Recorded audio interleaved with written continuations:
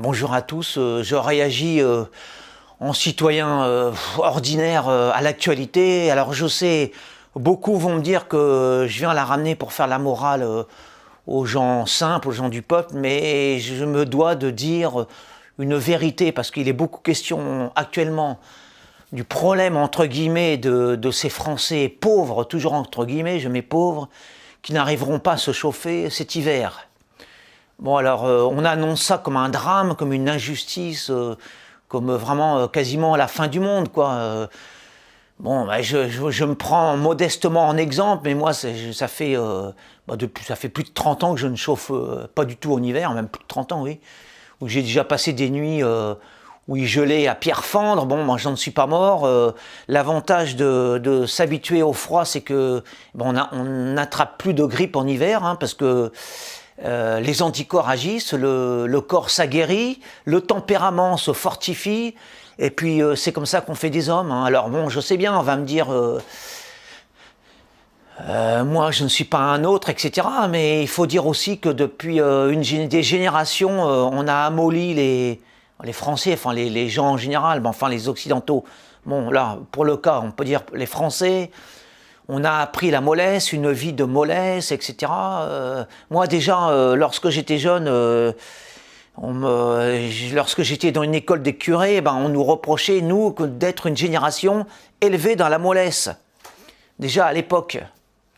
Bon, je crois que c'est vrai, et que ça, le fait de ne pas chauffer, pour moi, c'est un non-problème, quoi. Il y a des choses beaucoup plus essentielles dans la vie, hein, que de savoir si on va chauffer ou pas. Encore une fois, je sais, je vais être confronté à des réactions scandalisées. Je vais me dire, ah oui, Isara, il parle pour lui, il sait pas ce que c'est que les gens les personnes âgées, les vieux, hein, qui souffrent du froid, etc. Mais encore une fois, je vous le répète, lorsque vous vous aguerrissez, lorsque vous avez une vie saine, hein, que vous faites du sport, que vous n'êtes pas avachi devant un radiateur électrique toute la journée, et que votre corps s'aguerrit, etc., bah, vous gagnez d'abord en économie, hein, de chauffage, vous gagnez en santé et en tempérament, en force de tempérament.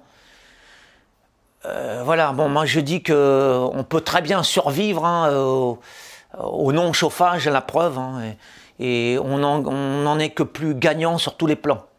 Financier, santé, etc., quoi. Mental, force physique, etc. Aller au-devant de cet hiver, bon, bien sûr, je sais, ça va être difficile pour ceux qui sont habitués à vivre dans la mollesse, non pas dans le chauffage, mais dans le surchauffage.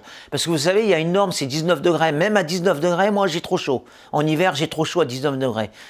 Et bon, voilà, alors quand on s'agrée, quand on s'habitue aux éléments, vous savez, c'est tout à fait naturel, hein, de vivre dans une pièce à 14-15 degrés en hiver, il n'y a rien de mortel. Hein, Et donc je sais, pour celui qui a 20 ans, voire toute une vie derrière lui de surchauffage et même de chauffage normal, bon, ça peut paraître difficile, mais il faut bien commencer par le commencement, il faut bien commencer à s'aguerrir. Et je pense, sans être cynique du tout, hein, mais je pense que ce premier hiver sans chauffage pour certains, eh ben, ça va être une révélation et ça va être le départ d'une nouvelle vie, d'une vie plus saine. Et bah, il faut bien commencer. Hein, et je pense que ça ne peut être qu'un bien, ça n'est pas un mal. Et que c'est comme pour le confinement, il faut savoir prendre le bon côté des choses. Par exemple, le confinement, bah, moi, ça m'a appris à me prendre mes distances par rapport à ce monde de consumérisme et de commencer une nouvelle vie plus saine, sur des bases beaucoup plus saines, hein, plutôt que de se laisser entraîner dans tous ces mouvements infernaux, là, ces mouvements de masse, de consumérisme. On peut très bien vivre sans surconsommer. Hein. Bon, bah, pour le chauffage, c'est pareil. Hein. Moi, je me souviens, j'ai vécu, mais en même temps, on dort très bien dans le froid, hein, beaucoup mieux que dans le chaud. Je me souviens de nuits que j'ai passées sans chauffage et sans porte. Eh ben, j'en suis pas mort. Et au contraire, c'est revigorant pour la santé. Voilà, on se sent plus fort et on se sent digne aussi. Parce que la dignité, elle est là. Vous savez, l'homme moderne qui se chauffe au radiateur électrique, vous savez, c'est pour son image à lui, c'est quand même dégradant par rapport, par exemple, à un feu de cheminée. Voilà, un feu de cheminée, c'est quelque chose d'authentique. L'homme est proche du bois, de la nature, des éléments. Il y a toute une symbolique et même dans les éléments, il y a le fait de sentir le bois, le fait d'avoir la flamme devant ses yeux. Parce que le radiateur électrique, c'est une décadence pour moi, hein. C'est une mauvaise chaleur en plus. En plus, sur le plan pratique, c'est une mauvaise chaleur pour le corps, pour tout, quoi. Alors, aguerrissez-vous, hein, endurcissez-vous et prenez la vie à bras-le-corps, parce que la vie, c'est aussi s'affronter avec les éléments. C'est le chaud, le froid, le tiède. Et c'est ça la vie, c'est ça l'homme. L'homme n'est pas un animal, un hamster destiné à être près du chauffage électrique, d'être surprotégé, de vivre dans une bulle. Non, l'homme doit se confronter aux réalités de la vie.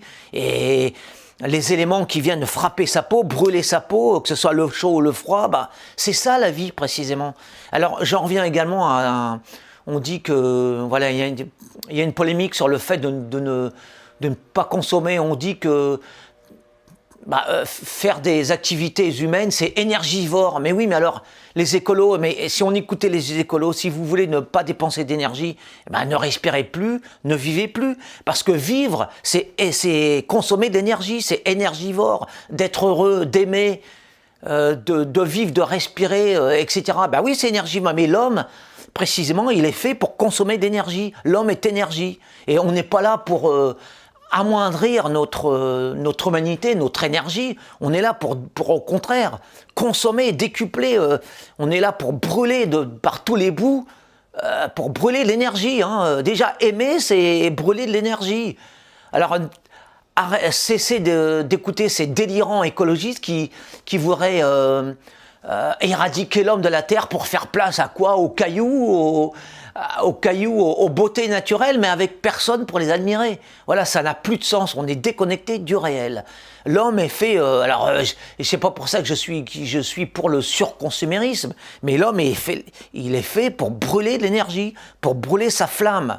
Alors surtout, alors d'un côté, bien sûr, je vous dis, endurcissez-vous en ne chauffant pas, mais en même temps, allez vous chauffer le sang, confronté aux éléments, allez au-devant des flèches de la vie. C'est ça la vie. La vie, c'est un combat et c'est ça qui fait la merveille et la joie de la vie. Voilà, l'homme est un être qui brûle et en même temps qui s'endurcit, hein, qui fait la guerre aux éléments. Voilà, c'est ça à vivre. Sinon, vous êtes une larve, un mollasson et vous n'êtes plus des hommes. Hein. Restez auprès de vos radiateurs et gémissez, lamentez-vous. Voilà, non. Alors voilà, c'était mon message. Soyez durs, soyez aguerris et aimez la vie. Restez dans la joie de vivre.